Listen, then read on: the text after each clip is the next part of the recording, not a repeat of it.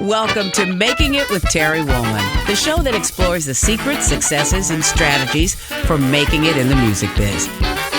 And now, here's your host, Terry Woolman. Hey, everybody. Welcome to Making It with me, your host, Terry Woolman. My guest today is singer Dorian Holley, and I appreciate you joining us every week, and I'd like to share my intention that inspires this podcast. Time passes quickly, and I've learned that we should do what's in our hearts and do it well without apologies or excuses. I encourage you to create your life and art in your own unique way and express your artistry with joy and with abandon. Be willing to work uncompromisingly for what you believe in. Success will have a better chance of finding you when you live your life with integrity, focus, and passion. Be selfish with your discipline and selfless in your performance, and don't forget to have fun along the way. If you're joining us in our live audience today, we'll be inviting questions and comments during the show, so make it count and simply request an invite to speak, and my moderator, Dr. Lisa, will bring you on stage to join our conversation. Hello, happy to be here. Good to see you again. And Dorian, I am so excited. Hi, Lisa. Hey, Terry. Hi, Dorian. Great to see you. Let me tell you about our guest today. Los Angeles native Dorian Holley has sung on all of Michael Jackson's solo tours. On the documentary This Is It, he was vocal director and singer. He has been a featured soloist touring with Queen Latifah, James Taylor, who we recently saw. You were wonderful, by the way, and Linda Ronstadt, and has toured with Rod Stewart, Lionel Richie, and Don Henley. Dorian has also sung with artists Stevie Wonder, Alicia Keys, Usher, Christina Aguilera, Patti Labelle, John Legend, Herbie Hancock, Mary J. Blige, Stevie Nicks, Jennifer Hudson, Joni Mitchell, Seal, and many others. He was associate music director and vocal coach on American Idol for 10 years and featured soloists on Dancing with the Stars in its first 3 years. His first solo album is called Independent Film. Holley and his wife, Shawn, have been married since 2003. They have 3 daughters, Nayanna, Sasha, and Olivia. There are also 2 dogs in the house, but he doesn't know how they got there. Dorian Holley, welcome to Making It. Thank you, Terry. Man, the introductions are they're always embarrassing. This is, they should have an X where you can just disappear while you do that part. Terry, what do I have to touch to make this screen a little bit bigger? You just want to touch your image or just touch your video image and it'll go full screen. There we go. All right. There you go. I thought that's what I should do, but I was afraid to do that. Yeah. No, thanks for asking. It's a funny thing, credits and resumes, and I feel this I can relate because when I hear, my credits back, it's just kind of a little odd to hear it because that's the part you don't want to be in the room for. But I would imagine that you still feel a sense of pride as well. Well, it's kind of funny with me. Grew up in a Baptist. I'm a Baptist family kid, and one of the first things we learned in Sunday school was, they call them the 7 deadly sins. They aren't called that in the Bible, but I think it's in Proverbs where it says, "The Lord hates these 7 things," and pride is the first one. Mm-hmm. And that was drilled into me, and so I don't think it'll ever go away. Okay. I mean, I'm happy that it happened, and I obviously am grateful. I try to lean towards gratefulness. Yeah, I live in gratitude as well. That's a great default. Yeah. Yeah, I prefer that. Yeah. Do you find sometimes, because we have both worked with a lot of celebrities through our career, we've been, the obvious word is blessed, but we've worked really hard to get there. I know you have. Yeah. But do you sometimes just sort of take a moment? For me, it's usually after, in the moment when I'm doing the performing or producing, Mm-hmm. I'm in the work. I'm in the moment. Yeah. It's about the music, but sort of afterwards, sometimes I'll go, wow, that just happened. Yeah. Yes. Yes, you can't, obviously you can't help it. Yeah.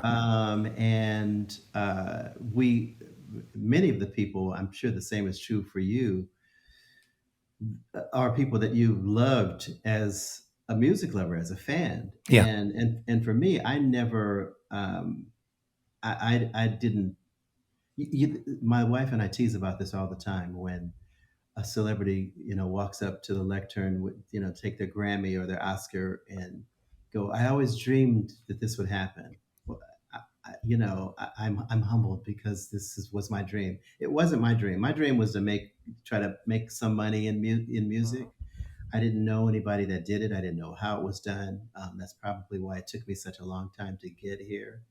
Uh, I don't know if you know this, but and I'd be interested to see what happened for you. But many of my friends started earning a living at 15, 16 years old, 18 years old, uh, doing this. And I started earning a living doing this at 29. And I did a million things on the way uh, that were not music related, trying to figure it out. And so, no, Yeah, that's more. I didn't dream it. And I knew I could sing. I always sang. I always made music. I always wrote. But I wasn't necessarily doing it so it could make me a living until later. I was like, wait a minute, people are making money doing this. Mm-hmm. Like you, I mean, I played in bands and things coming up and did all that stuff, and the things that we did for a little bit of money. Even Will Lee was joking about. I think we both made the same $15 each. The first gig we had when we were 12 or something. But I started. I mean, I went to music school, and then I came out here in 1981, and I did everything. I did music, but I did other things along the way. Right. I did dream. I mean, I moved out here with a dream. Mm. 2 guitars and a champion juicer and a dream Mm. of working in the music business. It's something that I wanted to do. But mine was a slow rise like yours as well. And because I interview a lot of people, and Yeah. we have a lot of friends who Right. Ray Parker Jr., who they've been they were already Yeah. very successful Yeah. when they were. Yeah. Paul was 15. That's right. Paul Jackson Jr. Yeah. Yeah. We were talking about this yesterday. Absolutely. And the thing, I don't think I would have had the courage. Maybe God knew this. I couldn't have moved here from somewhere else because I wouldn't have had the courage to leave my family. Mm-hmm. I had probably the second best job I had, third best job I had. It required me, I did it for a couple of months, and then we had to move out to Minneapolis, and I quit. I couldn't do it. I couldn't, even though it was with the airlines. I could have flown back anytime I wanted to, but I was like, nah, I got to be able to see my mom and dad, Right. whenever I want to. You mentioned the word courage, which is a really interesting word that comes up oftentimes with artists. And did it take courage for you to get on stage to do your first tour with Michael Jackson? Was there courage involved in that? No, it's interesting where the courage was required and how I failed my test. It didn't take courage to do that. That's one of the benefits of growing up in, for me, a Baptist church where I'm in the choir and I'm getting up and singing with the choir every Sunday and step up to mic whenever the pastor calls. And really singing in Baptist church more than right, the other churches. Yeah. And so that part of it, and the other thing is that my sister, my brother, and I, and here's where the failing came. We had a gospel group that we formed when I graduated high school, and that group was together until the MJ. And it was really difficult for me to tell them that I had this gig and I was leaving, and I knew it would break their hearts because I was the leader of the band, and I suspected they would not be able to carry on without me, and which sadly turned out to be true. And so I didn't tell them until like the week I was leaving, or 2 weeks before. That's a big weight to carry, Dorian. Oh man, I still regret it. It still hurts. Mm-hmm. I wish I'd done that better. Right. There's a quote of yours, and it speaks to part of what you were saying when we started this conversation. And it's something I read that you said when you were offering advice at Berklee College to young singers who wanted to become famous. And You have been around a lot of young people Let's as a see how mentor. let's see how well that aged. What I read you saying was everyone starts out dreaming, and then you get married, have a baby, buy a house and a car.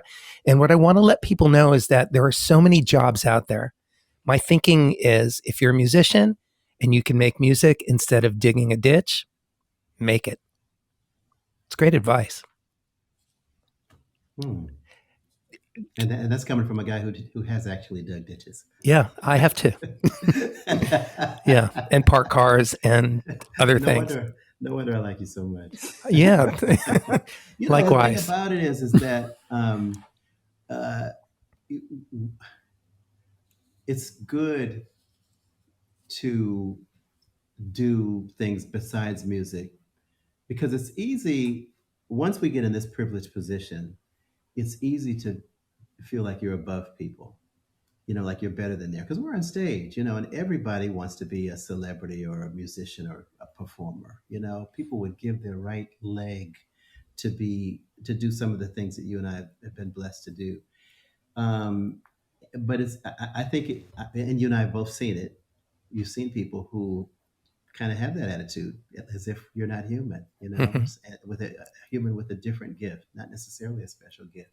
And so I'm really glad that I've done the many, many things that I've done. Because I'm no better than anybody else. Right. When I stand before God and he, and he starts going down the tally, he's going to judge me the same as the guy before me and the guy after me. And I think it's good to keep that stuff in mind. Mm-hmm. I'm glad to hear you say that. But regarding what the quote that you said, many people, I think what I was thinking, that was so long ago, I don't even remember saying that. But I believe what I was thinking is, I've been in a hotel in Tokyo at 2 a.m. after the gig in the lobby playing the piano because I couldn't sleep.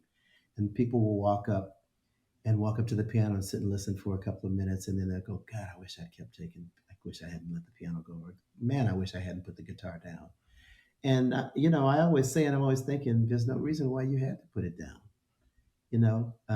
Sometimes I come home and I go to the piano, man, and I play for a half hour, not intending to write a song, not practicing, just to feel music.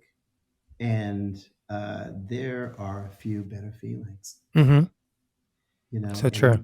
So I just say, like, hold on to it any way you can. If you can, if it means being the choir director at church, if it means leading the worship team, if it means taking your guitar to a senior citizens home on a Saturday, once a month on Saturday, and singing to people who can't get out of their beds, if it means singing on Venice Beach or doing a club,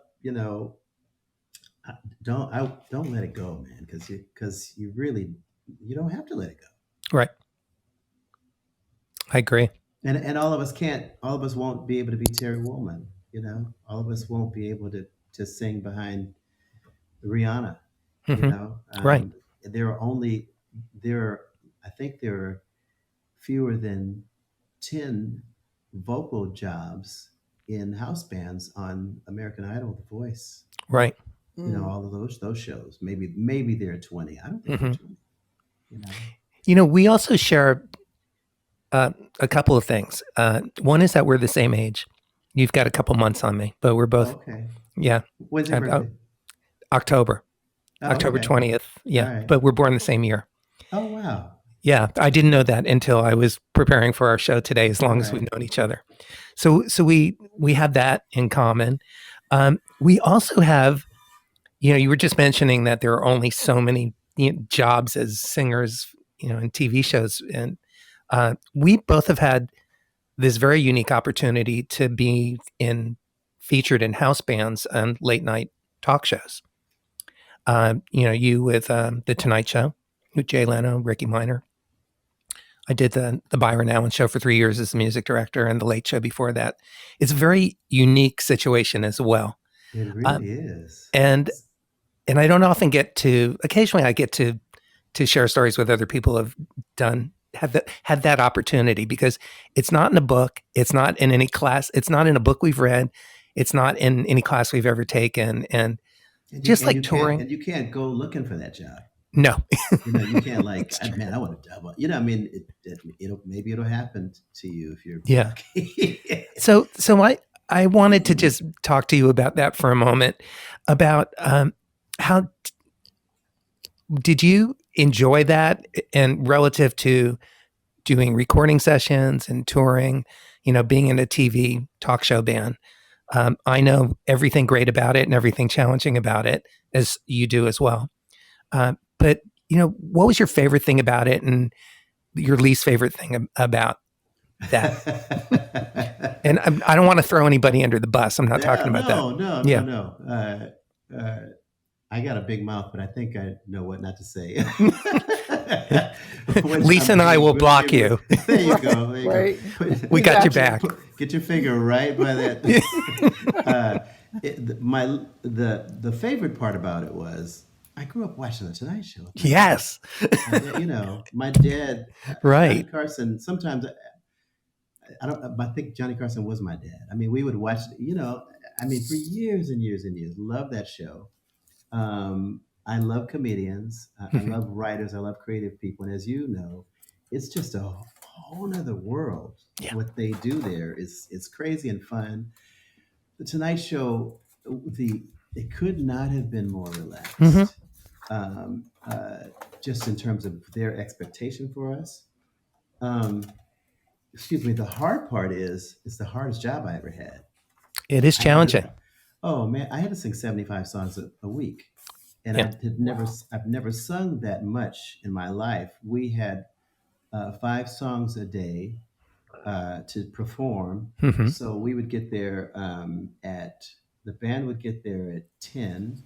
We'd go, we'd rehearse 5 songs, and sometimes we'd rehearse 7 because we throw some out, or 8.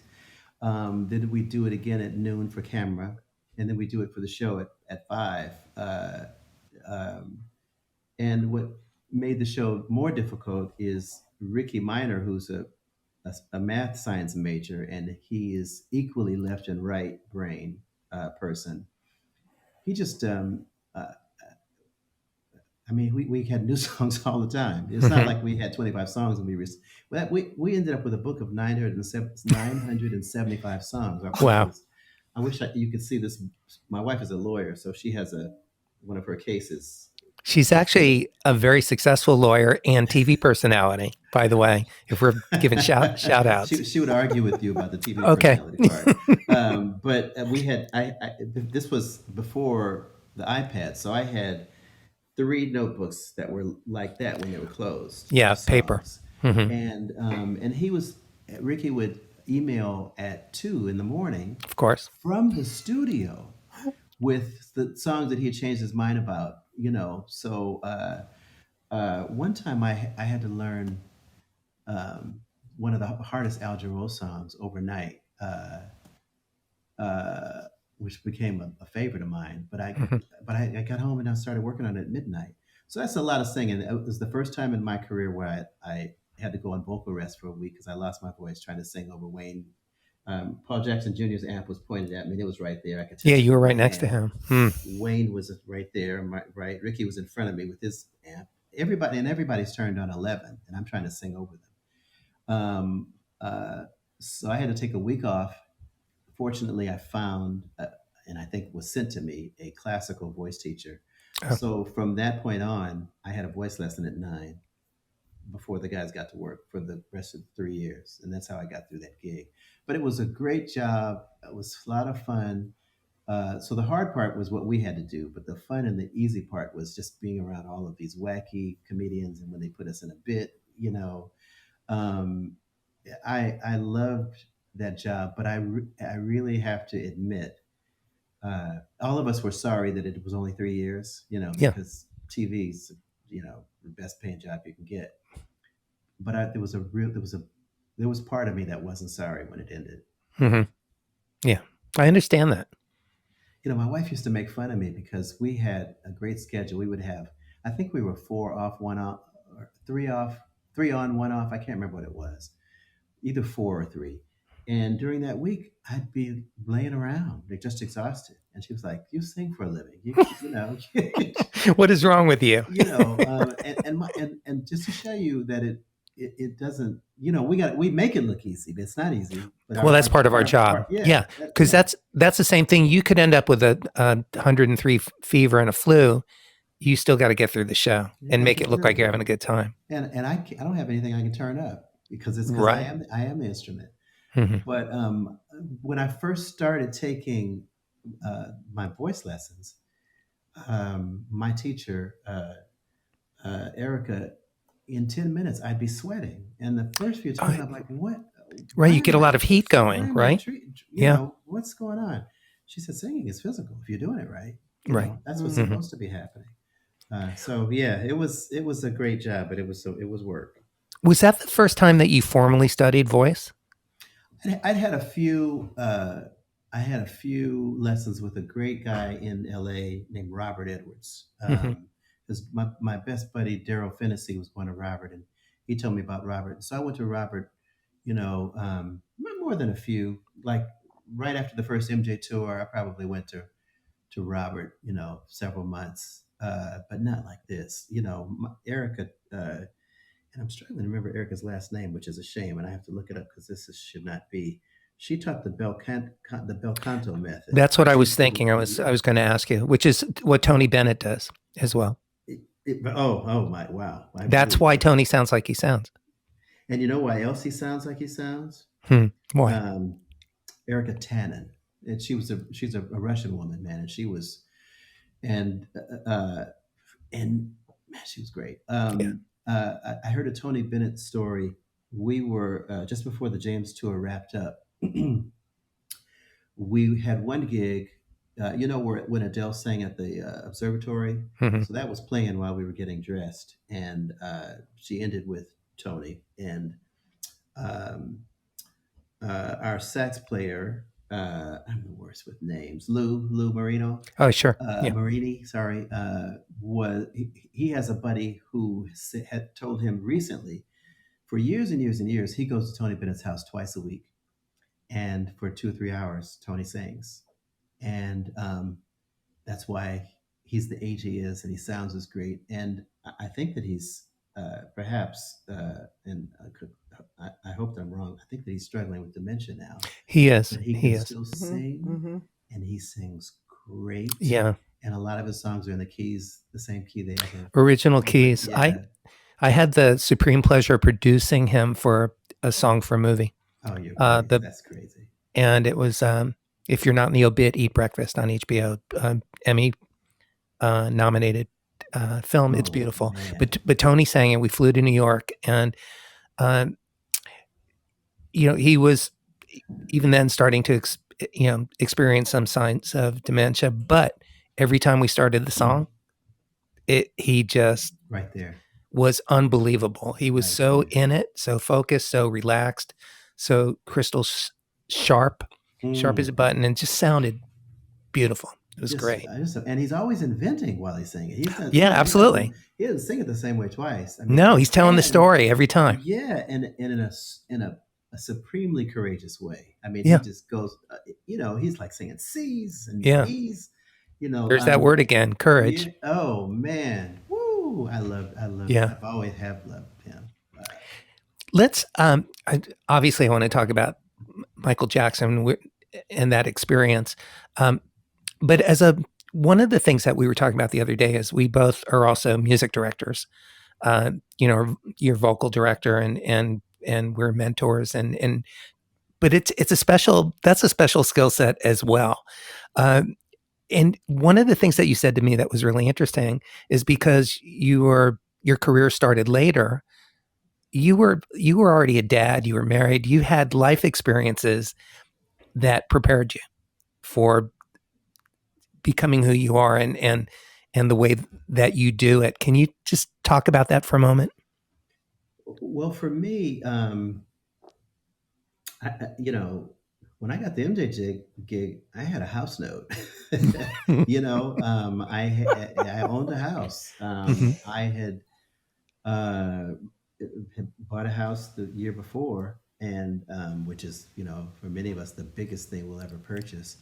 And so there was no chance that I would fall into the trap of, drug use, Right. Oh, yeah. and just and irresponsibility, and the kind of the traps that have happened to some of our friends, who perhaps got into it when they were young. And see, what happens is nobody tells you anything get get what you get. If you go from a $200, $250 a week job to a job where you're making 2,500, 5,000, $10,000 a week, but nobody goes, okay, look, this is what's about to happen. This is what could happen to you. And so many things. You go to they tell you when to get up. They tell you when to be in the lobby. They tell you when to be on the bus. They tell you what you're going to be, where you're going to be tomorrow, what time. I mean, this, and they come and they pick up your bags. If you sleep late, somebody will come and drag you out of bed and carry you to the bus or to the plane. I've seen it happen. And those luxuries are not good for us as humans. We there's a reason why my parents made me on Saturday clean toilets and cut the lawn and wash the cars. And if I stayed Clean the out too, pool, scoop up dog shit in the backyard oh with a yeah, shovel. yeah. Yeah. There's a reason for that. Hmm. If I stayed out later than I was supposed to on a Friday or Saturday night, I went out Friday, my dad let me go out, be in by 11:30. If I stayed out till 2 and was in bed, he got me up an hour and a half earlier than he normally would have to get up and do this. And I'd be out with a headache and possibly a hangover. And that's training for life. Hmm. And so for me, I had to send my money home. And fortunately too, again, with my church background, drugs and drinking didn't really mean anything to me. Hmm. I was already, you know, kind of immune to it, because it was like, and then having the other thing is kind of seeing friends and family fall victim to those life pitfalls. My attitude was like, you know what, I don't like I've never done any drugs, and I know friends who believe that they have an addictive personality. I don't Hmm. need to find that out by myself. I don't need to. I Right. don't need to. Maybe I am too, but I'll never know it. We're never going to know. No, no, thank you. I couldn't. I've people close to me have stolen from their parents, and broken their families' hearts Yeah. because they were ensnared by the pitfalls of this life and this business. Hmm. And uh, no, not me. Yeah. I've witnessed that close hand. I'm not bragging. I don't think I'm better than anybody else. I'm just saying that's not something I need to find out about myself. Right. Yeah. You know? Well, and also, you're talking about losing your voice when you were doing the TV show, and that then you were very disciplined about your vocal coaching and lessons from that point on. I found when I was music directing for late night talk show, I had to physically train for it. I mean, I had to bump up my weight training and aerobics in the gym to stay healthy and strong. To keep those kind of hours, to be under hot lights and lose a couple pounds every show. Yeah. From sweat, Yeah. and Yeah. so do you have a routine, a regimen? Are you a healthy guy physically? I think so. By the way, in rehearsal for the Bad Tour, I lost 13 pounds in a month rehearsing with MJ. Right. Rehearsing From that show. singing, dancing, Yeah. everything. We had we had to run that show 3 times a day, Mhm. and it was more like an athletic event than a Right. music show. Right. But yeah, excuse me, I haven't been in a gym in a long time. I go in the gym when I'm out with James, but Yeah. my wife and I have a room. We have a workout room. Right. And you It's swim and Soul Cycle bike and swim and weights and all that. And I'm always hurting myself too. That is You know, hysterical. It is. oh man! Every time I look around, I just hurt my knee. We were on vacation. We were on vacation in Maui week before last, and Hmm. you know, I found out too late that at my age I should only be sprinting twice a week. Yeah. I did it every day we were there, and In the I sand, limped home. Yes, of course. yes, Mm. yeah, yeah. And anyway, Call me next time if you need an intervention from exactly. a brother of the same age. So let's Mhm. talk about uh, just a sort of a broad stroke with your time with Michael. Your very first tour, was the Bad Tour in 1987. That tour lasted 16 months. You went to 15 countries, so you definitely got shot out of a cannon on Oh that. man. And I think, I mean, we could do a monthly, series on just this experience, but what I guess my question is, what was your takeaway from all of your experiences touring the world with Michael? And because you've been all over the planet with Michael, and then of course with other artists, and also that must have just been so hard for you and the band, the family, when he died, Oh and yes, yeah. on every level. You're not just does your job stop, but you lose a friend, you lose a boss, you lose a Yeah. mentor. I Can couldn't you? even I couldn't even talk about it for like 3 years. You know, I did. I went and did a couple of interviews afterwards, and then I, I just said no because I couldn't speak about it without breaking down crying. You know, How just were you even able to sing at the memorial? I I mean, don't I don't know. I okay, don't know. Yeah, I really don't know. You know, I guess you want to do something. I mean, I can if I watch it now, I can see that I'm about to explode. You sure. know, I can see it. We were watching. Yeah, I it mean, was we were with you on really, that. really difficult. Um, but it's just is you can't even you know nobody thinks Prince is ever gonna die. Nobody Hmm. thinks MJ's ever and I just saw him the night before. You know, we rehearsed and Right. said, you know, see you tomorrow. Yeah. You know, Love you. See you in the morning. we Yeah. were yeah. I mean, rehearsal was that next day. Um, it, uh, man, it was hard. It was hard, but and you find out some surprising things too. I another reason I stopped doing interviews about it is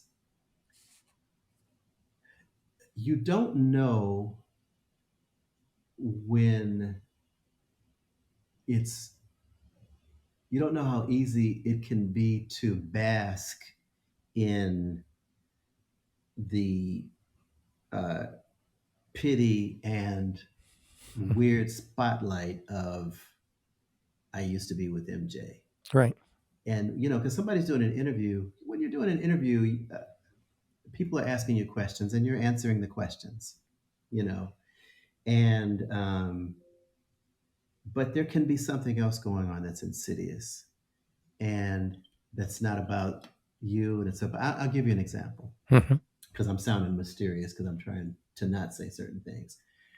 I went to the year, more than a year after he passed. Had he even passed? I went to Mexico to do a master class, and it was like a week long master class and vocal lessons and the whole bit. And to promote it, you know, the first day they had a couple of interviews, and one was on TV. And so I went on. We first of all we sat in the sun for nearly 3 hours waiting to go on because you're always at the mercy of Right. whatever they're doing, And you you're at know. altitude also, getting Oh used to that. man! And anyway, so we go on. They ask me a couple of questions about me in the master class, and then they start getting into the uh,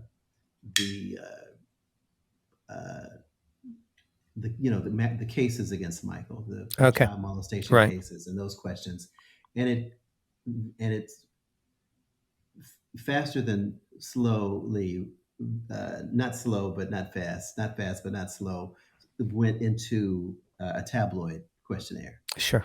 and so you're answering questions, Right, and then because you don't and you don't then really know where or how or when to stop. and we're raised in this polite society where we, you don't get upset, certainly not on television, Right, right. and it just came to, at about the fifth or sixth question, I just said, hang on a second, this is not what I'm here for. Good for you. So if you want to talk about this masterclass, let's talk about the masterclass. But if you have any more questions like this, I'm not Michael's PR person. I'm not his legal department. That's not what I'm here to do. And it got awkward, and they asked a couple. They of made it questions. awkward. Oh man, yeah. But the funny thing was like people, and who didn't speak English were stopping me on the street, and they were like, "Good for you" in Spanish. Right, que bueno. People don't want to see that junk. I mean, it is. It has the there's the unusual thing of like a car chase, where you can't look away, but we don't really want to see that stuff. We don't, we don't want to hear that. And so anyway, that's the only one that turned like that. But that's really a big part of what our media is. I quickly knew they weren't interested in talking to Dorian. And they really didn't want to know anything about Michael or about music or anything that would inspire or help people. And that's really all those are the only things I have to say. If I'm going to gossip, I'm going to get on the phone with Terry and we'll gossip, but I'm not going to gossip right here. Right. So anyway. Good for you for putting a stop to that. I showed them. Well, you did. And I just splashed water in my face. Excellent. Is there just to end this part of the chapter or this part of our conversation? Is there like just any? I'm sure there's so many, but what's your takeaway? Like like on a personal, spiritual, emotional, artistic level, that the takeaway from that you learned from working with Michael over the years? Oh man, wow. I mean, here's one really extremely focused man. And that's where I was with going. Clear intention. The thing that what was interesting about him, and by extension the band, is I've never seen anybody work like that. Michael, you would have, if you came from outer space and landed at rehearsal and walked in, you would think that he was trying to make a name for himself. You would think this is not a person who has been in the spotlight and had number one records and toured the world, since he was like 7 or 8 years old. Basically, he came to us fully formed when we first heard him.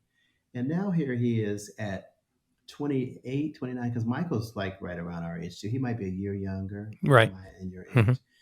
And he's acting like he's trying to get him a record deal, but that's also the reason why the band was so good, because everybody in the band was like that. Almost everybody in the band was like that. Ferocious, fierce. Oh man, it's like Michael Jackson may think he sings better than I do. It's just like, you Greg Filling Gaines and Ricky Lawson and and Daryl. That's the way Daryl approaches his singing. You got all these guys who were the bosses of their own bands coming together, making a band. So it was really great. It was, everybody wanted Michael to know that we were going to work as hard as he, So that was what I took away from it. And then later on, sadly, when he passed, it was just that how even a Michael could be swallowed up by fame, sadly, because I believe that's part of what happened to him.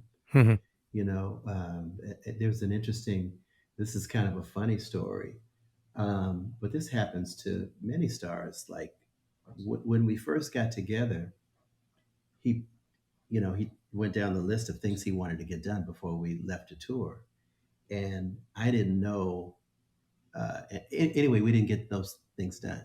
We didn't get any of them done, and like a couple of days before the sad end, I had a meeting, and people were saying, "Man, we got to talk to Michael because we need to do these things." And I naively, volunteered. I said, "I'll talk to him." So I went. What an idiot! So Right. I go. Young and foolish and enthusiastic. Brave Dorian. Oh my The God! brave I didn't Dorian. even think. I didn't think twice. And so anyway, I went in the room. It was just he and I in the room, and he was telling me about how excited he was, and he was telling me that we could tour. The model for the tour. This was the first one of its kind. Was we would go to a place and plop down and have everybody come to us. We'd go to London, and anybody in the vicinity would come. So we'd be in London for whatever it was, 2 months or 3 months or 6 months, rather than doing one show and moving and moving. And then anyway, so when he finished, I said, "Hey, Michael, I'm a little worried because we've got, ABC to do, and we haven't, and we need you. No, we've got B, C, D to do, but we need you to do A first, otherwise we can't do them." And he looked at me, and there was a quiet in the room, and he very softly in that high voice said, "You don't need to be worried." Wow. And you could probably hear me go, "Eh?" Right. As everyone else in the room took 2 steps back very quietly Oh man, to distance himself from you. That moment. And I said, "Wow, it's crazy. I'm not worried about it anymore." Anyway, Good. it's like poof, and it's gone. But now that was funny, and it was I enjoy now how he put me in my place. Yeah. But also, that's how it is with 99% of the time, no one would say something like that. Right, to right. A person like him, because they're all they're concerned about is keeping their job. That's right. And no challenge, no, maybe that won't work, or maybe we should try it this way. It's all like just yes, yes sir, yes sir, yes sir, yes sir, and that's not always good. Right. Yeah. I mean, I think, with discretion, an artist, it's they want to hear the truth sometimes from the people that they're close with. Not always. They have to stay to stay. It's important. Yeah, It's important. it keeps them grounded as well. Hey, before we open up for questions, because there's some people in the audience and I'm sure have things that they want to ask you. And of course, Lisa, I know you do. Let's talk about your solo record, independent film. You put it out in 2008, and it's described as killer poetry of Dorian's unique take on love, life, holding hands, and barbecue joints. And and the Boston Globe described the album as being a soul-satisfying project that won't pay the bills. Oh man, Which is hysterical. I didn't even know about that. So, Funny. Let me see if I can stop the dog. Terry, okay, 1 second. absolutely. All right, I need you to be quiet. Lisa, you can jump in. You have taken like almost all of my questions, and that was one of them because I've seen that in 3 different things, and I was like, wow. You have.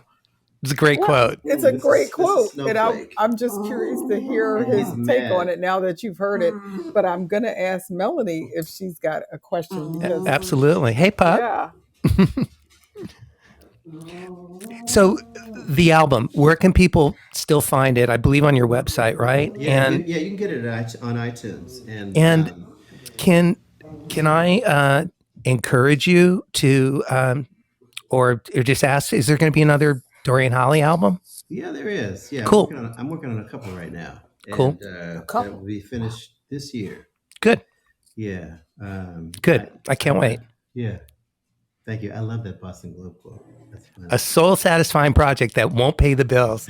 As I'm finishing my new record right now, that just right to the core that hits. he's like, yep, I'm gonna do it again. So there Here we you go Boston again. Globe.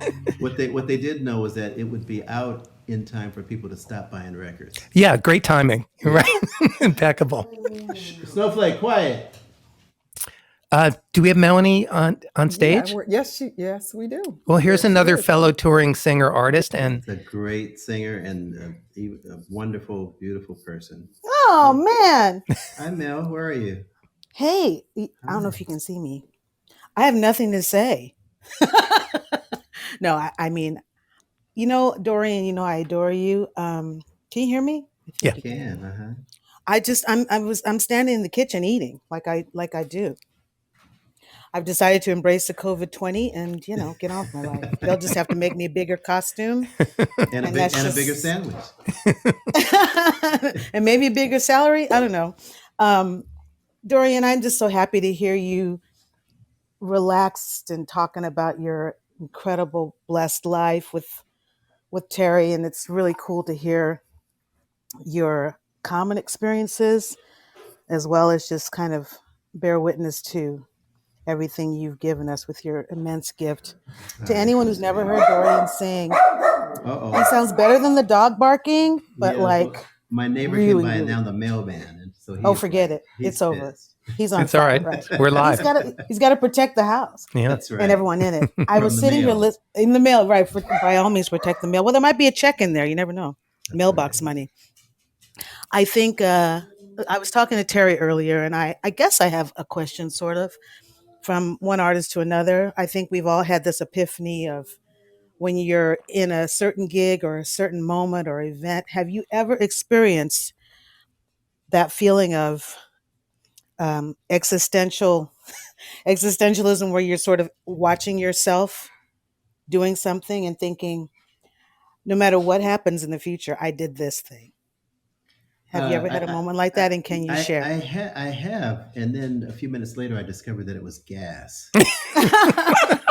Because my moment it wasn't gas, it was Al Jarreau. So that was mine. Well, we have all worked with people who gave us gas, that's for sure. And migraines and agita, and you made us want to burn things. But yeah. That came to me earlier. I was just curious because when you start at the age that we started, you accumulate so many great experiences and so many, awe-inspiring moments. So I'm just curious if anything stands out for you, especially now that you have an amazing daughter who's a brilliant singer and a gorgeous woman inside and out, Nayanna. I've had for anyone who's watching, I've had the honor to work with Dorian and his daughter and watch them work together, like this symbiotic kind of beautiful thing where they just look at each other and kind of have this gorgeous communication. It's it's familial, but it's also, I think they're soul twins. And I just wanted to say it's such a blessing to see y'all work together and see you pass the torch. You're not going to make me cry, Melanie. You're not going to make me cry. Well, she's something else. I mean, she really is. Everybody She's so go. special. Well, as a matter of fact, one great example is the Black and White sessions that the two of you did together. Yes. So. Hello. Yeah, well, that was a real blessing. It was. That's a Google. Gorgeous. Just go check that out. The only time I have those, I usually have those kind of moments, Melanie, when just recently I had we had a brunch with Saida Garrett, Don Boyette, bass player, Daryl Fennessy, singer, and Sandra Dewey, who was attorney who joined the Dangerous tour, I think, and became friends, and and she and Don have a family together, and so that's when we get to reminiscing and laughing and talking about that. That's the time when it gets kind of weird and insular and existential, because otherwise I really don't think about it much. But I did during COVID. Somebody sent me a note, and I turned on some YouTubes of they were playing some of the concerts. The full concerts are on YouTube now. Wow. And so I went back and watched Moscow and just I watched them all, and that was it's bizarre watching yourself. It's really watching your younger self, and I'm going, why were my pants so tight? That was a style. I completely relate. I relate to that retrospect. Hindsight being 2020, and if I'd known I'd look that good, I would have, worn more bathing suits. I don't know. Hello. Right, Lisa? It's Or at amazing what least we taking take for the granted. pictures. Something, Just to yeah. have the proof. So your niece will Yeah. stop looking at you. It's going, you just don't know, little girl. You just don't know. I know. Well, I appreciate that you're able to, look in retrospect and really appreciate everything that you've accomplished the way that we appreciate you. It's all a blessing. It is all a blessing. Amen. Glorify, magnify. Thank you, Right. Dorian. I love you. Love you more. I hope I see you soon. Well, let's make it happen. We're triple vaxxed. For starters. Me. Yeah, Let's warm up and have at it. By the way, I hope you do your Marvin Gaye show again, maybe before the end of the year. Just saying. Yes, it is going to happen. Good. Woohoo! Awesome. Okay, look forward to it. God bless you and the family. Say hi to everyone. See you. Bye. So, Lisa, before I get to my closing questions with Dorian, are there other audience comments, questions, or yours? I don't see anybody asking to come on stage. And I'm so glad Melanie was reading my mind, because I was just looking at the Marvin Gaye cover thinking, oh, I missed that, but now it's coming back. And I did have a question. I'm going to go way back. You said you were 29 when... Or Michael was. Michael, Yeah. Dorian, when you decided to start your music right. career? Well, I didn't decide. That's when I started. That's when I started making a living at music. I was 29. Yeah. I was always, I was singing from 5 in church and in the choir, and I had and in high school, in the musicals and talent shows, and my band. I had my band together from 18 to 29, basically. I had a gospel band with my sister and my brother, and we sang all over LA and rehearsed. I mean, we were very serious, and that's where I learned how to do everything that prepared me for this business. Was with, like as Terry, as you well know, you saving up $250 and going in the studio to cut 6 songs, and all you have is $250. So you got to track, overdub, vocals, mix. And split a sandwich 6 ways. Stretch, right? Yeah. Stretch that 250. Yeah. When I started doing professional sessions, I couldn't understand why they took so long. Right. Isn't that something? Yeah.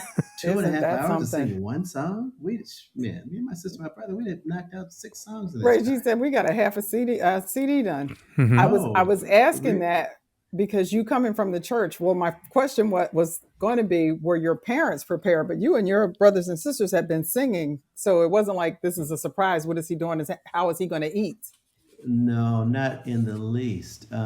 Was the switch to secular? Was there any kind of a difficulty with the switch? That's what I worried about. There we go. That's what I worried about, because you're in church. You're taught about that's the devil's music and that's the devil's work. And what I didn't, and the thing about it is I came to understand what, without them knowing specifically, this is what they meant. They meant what can happen to you if you're not careful. What that life can do to you if you don't take your values with you. And we watch it happen all the time. Yes. To young people in the music business. My parents weren't a problem, and they pretended to not be as proud as they were. But as I began to get them, it must have taken a lot of stamina to do that. Oh man! But as you're still their baby boy, right? Yeah. I found out that when my dad passed away, God rest his soul, his friends told you. Tell me. How he would That's brag. what a beautiful gift That's awesome. that they got to tell you that, and that you got to receive that in that way. Yeah. When did your dad pass? A long time ago, or? Yeah, it's been a long time. Yeah, mine too. 15 years. Mm-hmm. But it feels like it happened last week. Yeah. Mm-hmm. Yeah. It's wonderful that they got to witness your life experiences. And by that, not just the touring and the TV and all that stuff, but your marriage, your fatherhood, your home ownership, your ditch digging, like every every part of the story, that they really got to see the full circle of it. Yeah, and the thing is they invested in all of us. They gave us all music lessons. My brothers had guitar lessons. My sister had piano lessons. I had piano lessons. None of us practiced. But my dad used to play like getting ready for Sunday school. He'd play a silly song game while we were getting dressed, and he was making breakfast. That turned me into a songwriter. And I can directly trace back what he used to do to me writing songs. So it was always, and the funny thing about it is my dad wouldn't sing because he would always say, white folks expect black folks to sing and dance, so I don't sing or dance. It's kind of sad. Yeah, I understand. Yeah. I mean, but his love for music carried through and was passed on to us. What about your mom? Was she musically inclined? My mom had a really nice voice. Yeah, she beautiful. was in the senior choir, and she had a pretty voice. But just recreationally. Yeah. But they were right there for all of our concerts and Bible classes in my house. I always I was about to say have to sing. I'd always get to sing. My dad gave me a couple of notes on some of my songs. Which was really hilarious. On your songwriting or your performance? Yeah. That's kind of sweet. It is. It's really sweet. Mm-hmm. Well, let me get to my closing questions that I ask all of my guests. I've got 3 questions, and then I'll give you closing thoughts, of course. The first is, since this show is called Making It, what does making it mean to you, both personally and professionally? Making it to me means being. We've talked about my Marvin Gaye show, which for me was a huge success.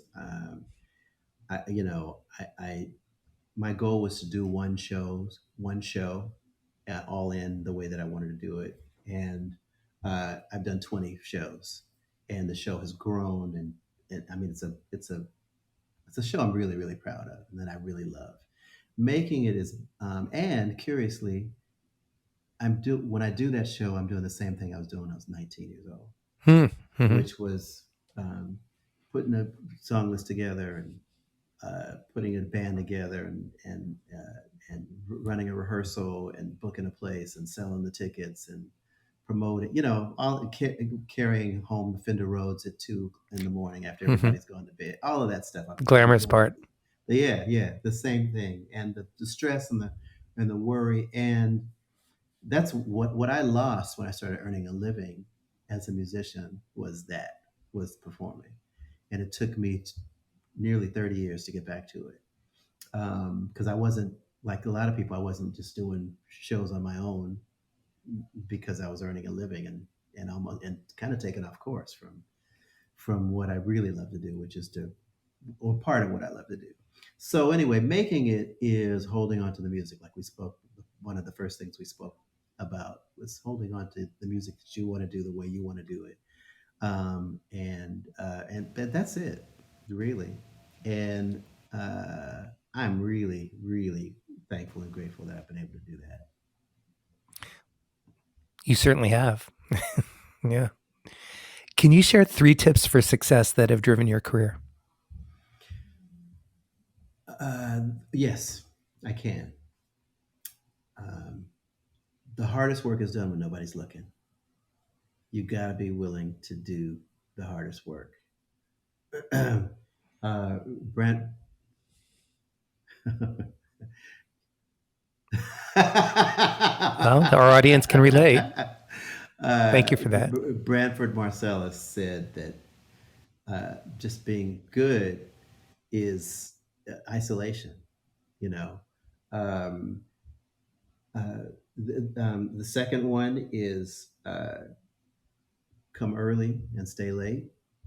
I know it's 2, but it's 1. And the third one is do more than you're asked to do. Right there. And I've seen that with very successful people, and and you see it when nobody else is looking, when they go and, the producer of the TV show will end up like sweeping part of the floor,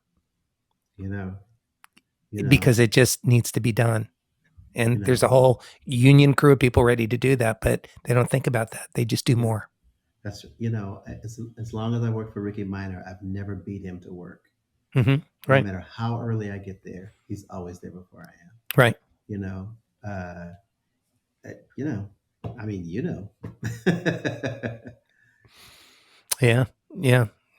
And I'm usually always first to the party. One of the things is you kind of, sometimes there are parts of doing my Marvin show that I whine about, that are really hard. Mm-hmm. And I changed the way that I look at those things.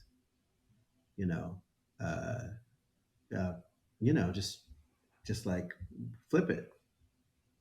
This is a privilege. This is a privilege, dude. Right. Every bit of it is a privilege. Every bit. Yeah, every bit of it. I had a dear friend tell me many, many years ago when I was playing around town with my band and doing the mailing list and licking stamps and seeing if a couple friends would come over and I could just buy some pizza so they could help, all that, and I would get so stressed out about it. And then somebody would get a gig with somebody famous, and then I had to get a new piano player, all of that stuff. And she just sat me down, and she worked for Elton John and she worked for the Crusaders, so as a production coordinator. So she had great insight and perspective. And she just said, I'll never forget this, and I always thank her, anytime I speak with her, she said, as soon as you quit resisting this and just embrace it, you'll begin to understand that it's all the same. That licking those stamps and sending flyers out and going to Kinko's and all of that stuff and lugging your gear is no different than that hour and a half on the stage when you're actually playing music. It's all the same. Mm-hmm. It's all the same. It's all one thing. It's all one thing. And it's easy to look at the however many people are there and the performing as the thing, because it seems to be the goal. But you can't, it's like, I was trying to think of another metaphor for it. You just can't have that part of it without the thing that you think is, it's all connected to how you show up. Yeah. And it's so funny. You just had me thinking. I was talking to somebody the other day about cleaning, and they said they were telling someone they really like cleaning, and the woman said, "Oh, how could you love that?" And I said, "I love cleaning. Like I used to put Aretha Franklin on, open the windows, and have it blaring, and I was doing floors. If you heard Aretha playing." And I said, because I'm a steward of this.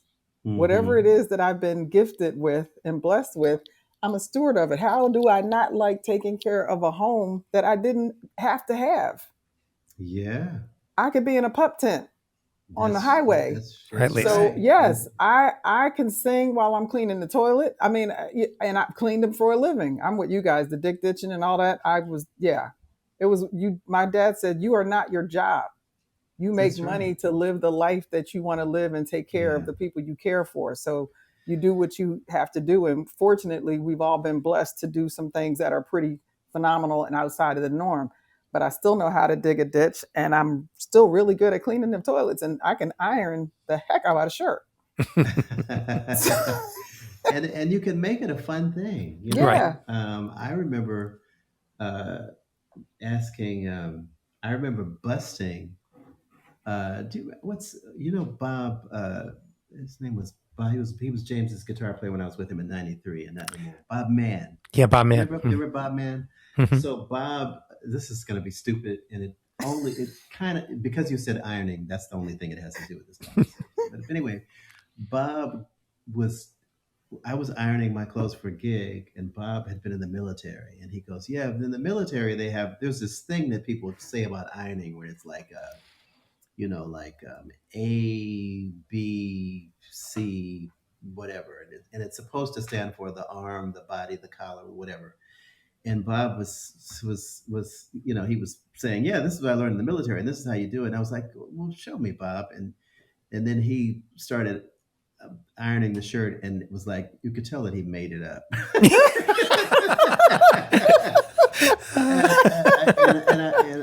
And man, I didn't expect that. We let him have it, and it just turns out the way I was ironing the shirt was perfectly fine. Dorian, my final question for you is: at this point of your life, with everything that you know to be true, what would you tell your younger self? Oh man, I would tell my younger self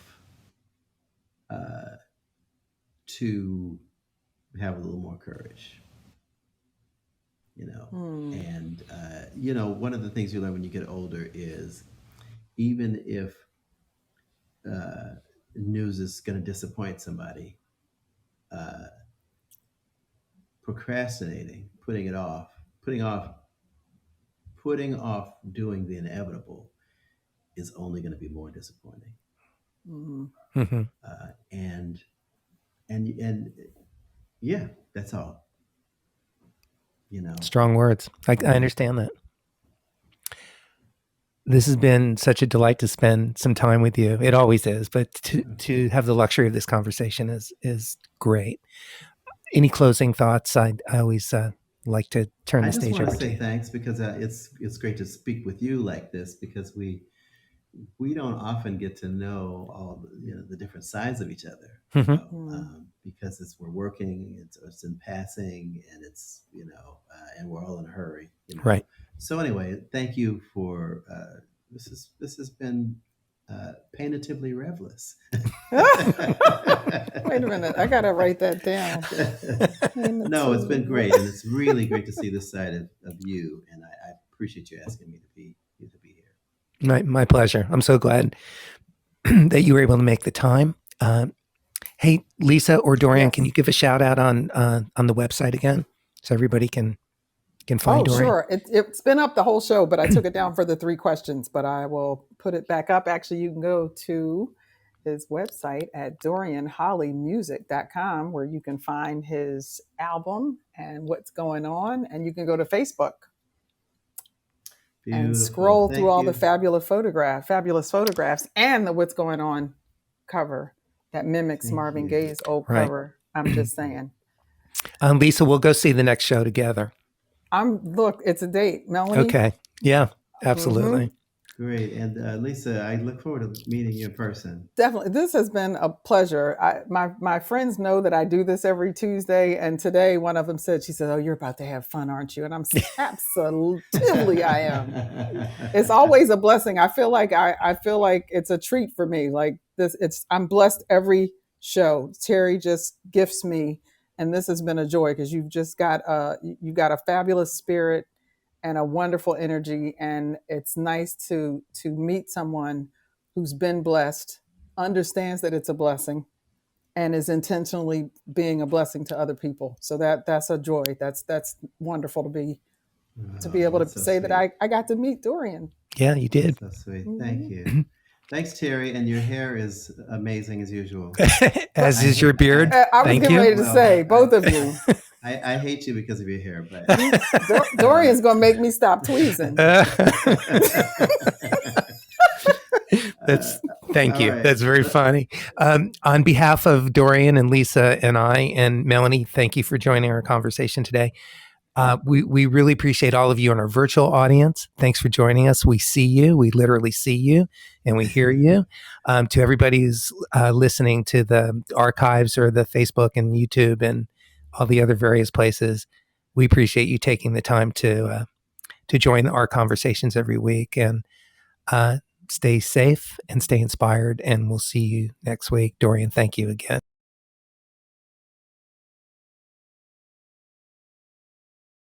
Tune in again next week for another great episode of Making It with Terry Woolman.